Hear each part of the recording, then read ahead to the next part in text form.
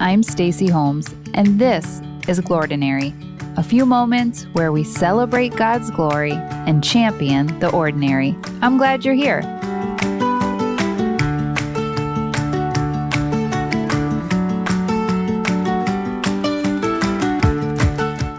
Dude, you had me at etymology. Those were the words I scribbled into the margin of the opening paragraph of Adam McHugh's book, The Listening Life. I love words. I love writing them, reading them, speaking them. I love their etymology. That means origin for my non-word nerd friends listening today. You know what I don't love? The eve of every new year when a pastor, teacher, podcaster, or influencer tries to seduce me into picking a word of the year, like joy or gratitude or hope. Can nope be my word? God bless you if you're all in on the word of the year. I just can't. I can't possibly select one word to represent an entire year. I feel so much pressure to choose the right word to steer my year and chart my course. It's going to be a firm nope from me. I'm not a word of the year girl, but I am an examen of the year kind of girl. Examen is a Latin word meaning to weigh accurately. It's where we get our English word examine.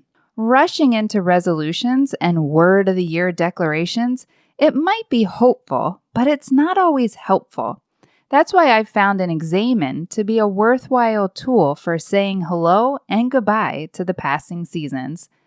Every year, usually within the 2-week period after Christmas to the first weekish of January, I spend a few moments reflecting over the previous year. I sit and prayerfully ponder a few questions. Now, no need to worry about writing these down. I've got them for you in the show notes. Now, there's nothing sacred about these particular questions. It's simply a collection of ones I've gathered over the years for my own use. Questions like, number 1, where did God seem most present to me this year? 2, where did he seem absent? P.S. This one isn't a trick question. He's not absent, but naming the spots I think he's absent is a helpful starting point for a future conversation with him. Number 3, what worked well this year? 4, what didn't work well? 5, when did I feel most alive, most like myself? 6, what left me feeling drained and depleted? 7, what am I grateful I made time for this year? 8, what am I proud of this year? 9, what question or desire am I still holding? And 10, where am I hopeful to see God at work next year? These questions, or a combination thereof, become bookends as I say hello and goodbye to the changing year, reflecting on the helpful, the distracting, the celebrations, the mundane, and the pending keeps me living the glordinary life of one foot in front of the other, glimpsing his glory in the ordinary. So nope, I don't have a word of the year, but I do have a grid for what I'm saying yes to, what I'm saying no to. I know where I'm most apt to connect with God and where I'm prone to get distracted. I'm clear on what drains the life out of me and where I feel God's pleasure. I know the times I'm likely to feel lonely and the friendships that fill my soul. What about you? Would an examen of the year be a helpful reflection? Responses don't need to be articulate, academic, or only quote-unquote spiritual.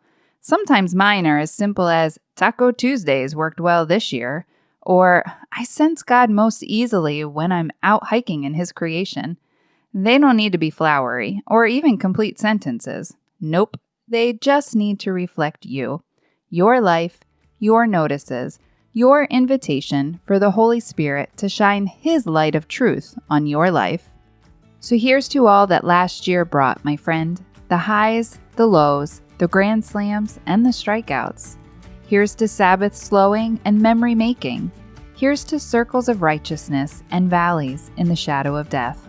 Here's to all of it, because our God is, quote, over all and through all and in all, as Ephesians 4:6 declares.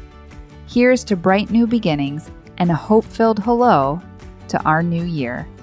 May your word of the year, or examen of the year, reflect the giver of all good gifts. Remember, you're not alone in this. I'm praying for you, friend. Have a Glordinary New Year.